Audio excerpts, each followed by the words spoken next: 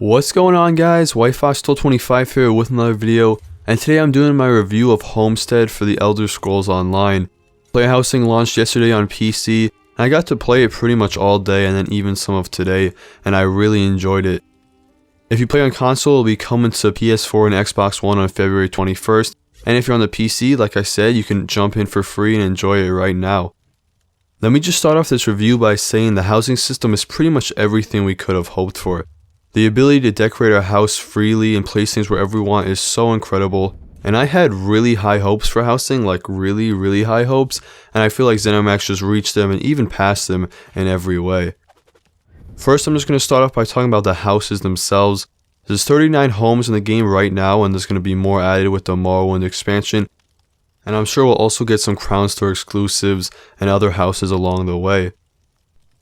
One thing I like is the houses have a huge variety of options. You can get literally one-room apartments, or you can get these huge mansions. There's also different styles, different racial styles, and no matter what you're looking for, there's pretty much a house for everyone.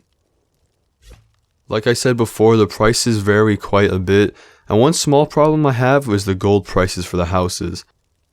There are some free houses and some really fairly priced houses. Some of the smaller ones are under 200,000.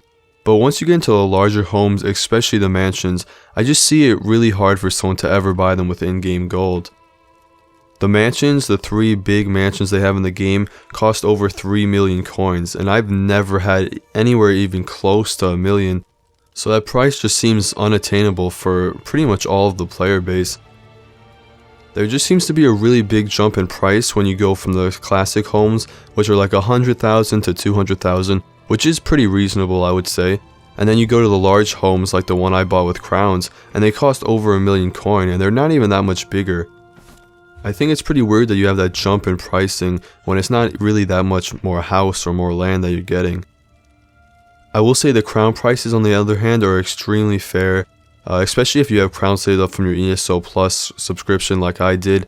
I had about 8,000 crowns lined up so I could buy a really nice large home. If you want one of the larger homes though and you never had an ESO Plus subscription, you're gonna have to find about $55 to buy crowns with. And that's pretty rough because now the only way you can get one of the larger homes is find 1 million gold, which is really hard to do in game, or get $55, which is a lot of money for just one house. And I think they just made the larger homes a little too hard to get with real world cash and gold. On the other hand, I will say the furnished houses are a really great deal. With all the furniture you get, it only costs about 2,000 more crowns to get a furnished version of the house you would buy in the Crown Store, and that's quite a deal considering the furniture in the game is very expensive and really hard to get. I really don't have a big problem with the prices of the house, but I definitely can see some people are going to be upset about this. Let's move on and talk about decorating your house and getting furniture. Furnishing is really awesome, and like I said in the beginning of the video, it's definitely the best part of player housing, and it just makes the system so great.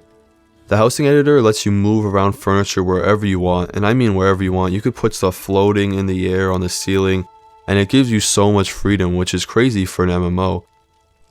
The housing editor looks a lot like Fallout 4, and they obviously took some inspiration from that game, which is good because Fallout 4 had a great system. And one thing that I just think is so cool to think about is ESO has a better housing system than any of the single player Elder Scrolls games before it. And that's pretty ridiculous because those were single player games and this is an MMORPG.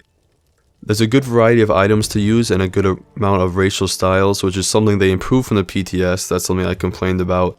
But I do think they fixed that, and now there's a lot of different styles of items to find and use and buy. You can get furniture a few ways. You can buy a lot of the stuff in the Crown Store, which is the quickest and easiest way, but of course if you want to do that you're going to have to get some real world money to spend. You can craft them yourself, but first you're going to have to find blueprints, just like you have to find recipes for cooking. And they can be found just like recipes in containers. You can loot them by pickpocketing people, or you can find them just all throughout the world. But if you're looking for a specific item, it might be a little hard to find that exact blueprint to build that item. You can also buy from guild traders, but it's a little too early to tell what the market will look like for that. Now, I think the coolest part of player housing is the achievement furniture they added. It lets you buy furniture that you unlock with certain achievements in the game. For example, I got a Dark Brotherhood banner in my house because I finished the Dark Brotherhood storyline. but there's some other really cool ones, like you can get the Ruby Throne if you're an Emperor in PvP. And it's just really cool to show off the achievements you got with cool furniture for your house. It also gives you a reason to track down the achievements you haven't gotten yet.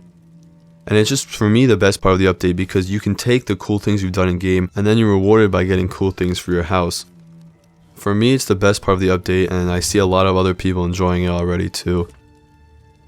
One complaint I have about furniture is I really wish the housing items didn't take inventory space. I don't really see a reason for it, and if you don't have a crafting bag or ESO Plus, it can be quite a hassle to manage your inventory when you're crafting furniture or even just buying furniture.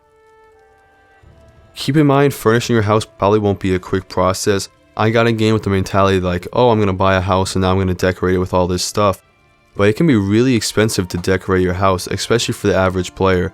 I think it's definitely going to take a few months to do, and it's not as simple as just buying a home and putting all the things you want in it, because you're going to have to go out and find those items from vendors or find blueprints to craft them yourself. I really don't mind that because it feels more like a process and something you have to work towards to get a really nicely decorated house. There's also a short quest that gives you a free home that you also have to do to buy any house with gold in the game.